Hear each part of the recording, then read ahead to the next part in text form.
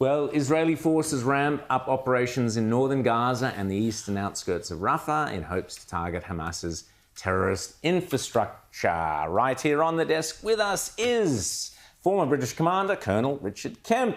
Richard, so great to have you here in Australia with us on the desk. You're often up there on that wall there, and we always enjoy seeing you. We loved the display of guns last time in your home, which was just stunning.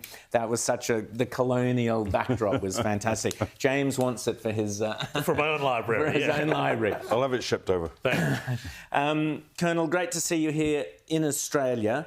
So just wanted to ask, everybody wants to know, what's the end game? Can Israel defeat Hamas? And what on earth are the Americans playing at? Before I answer that, I'd like to say it's really great to be here in Australia. I always enjoy coming here, such a wonderful country.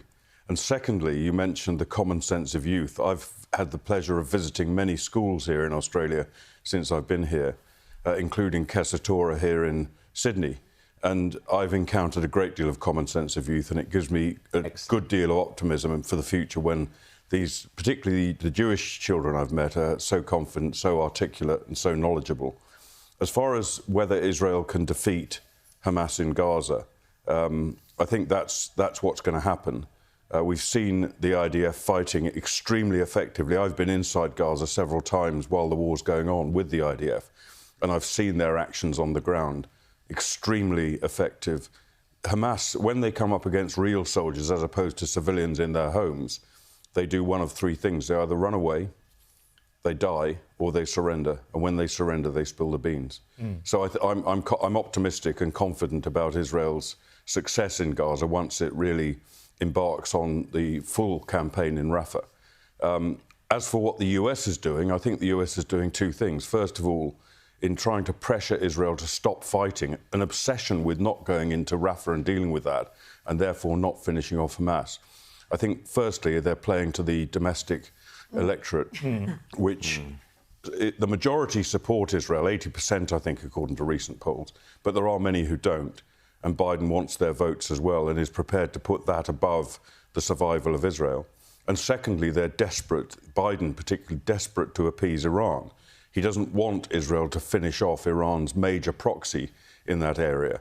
And it's all part of his long-term plan to empower and give Iran more authority in the region. And it's shameful, it's disgraceful.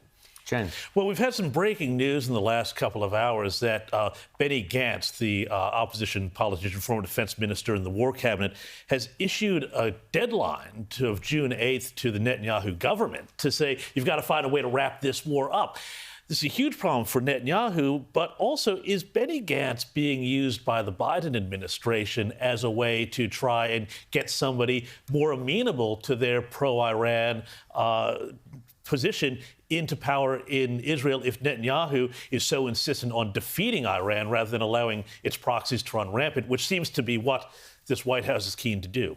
Yeah, I mean, the Biden White House, ever since it came into office, really, or more accurately, ever since the new Netanyahu government came into office during Biden's tenure, has been trying to bring that government down, literally. And that's bad enough in normal times, but for a very close ally to try and bring down the government of its ally, democratically elected government, during a war is absolutely disgraceful. And that's what Biden's been trying to do. And we've heard remarks from him, from Chuck Schumer, one of his close allies, and also from the Secretary of State to that effect. I don't think there's any precedent for an ally trying to bring down a democratically elected government during a war.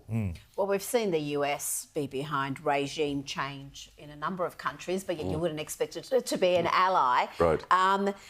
But on Rafah, it's taken 7 months for Israel to go there. Did they take too long? Why didn't they do this earlier, especially given the plight of the hostages and where they could be held? I don't like to second-guess responsible democratic government and armed forces like Israel because we don't know all of the facts involved. But I think in general terms, when you fight a war, one of the most important things is speed and shock action to dislodge and to undermine the enemy and to destroy the enemy. And that's very important. But that has to be balanced also with not throwing away Israeli soldiers' lives. So you have to operate with a degree of caution. And secondly, in this particular case, we're talking about a very dense civilian population which Israel has to protect, and speed can sometimes work against that. The IDF does everything they can to minimise civilian casualties, despite the lies you hear on other elements of the international media. Well, the UN downgraded the casualty count quite dramatically in recent days. Do we have a clear picture of what the civilian casualties are in that conflict? The only information we have comes, and the only information the UN has, and everybody else, including the White House, comes from Hamas. And we don't know whether their figures are accurate, whether they're underplaying it, overplaying it. The likelihood is they're inflating the figures, as they have done in the past. But what we do know, I think, if we assume for a moment their figures are roughly accurate, is that the ratio of civilian casualties to military casualties is significantly lower in this war than I think any other comparable conflict that I know of. They're less than one civilian to every combatant killed, which is bad. But when you're fighting an enemy that is among the civilian population and trying to get you, as Hamas are, to kill the civilians, it's a very impressive figure, terrible though it is. And it compares to less than 1-to-1, compares to 5-to-1 and 3-to-1 in respect to US casualty ratios in Afghanistan and Iraq. So it's a great achievement by the IDF, in my opinion.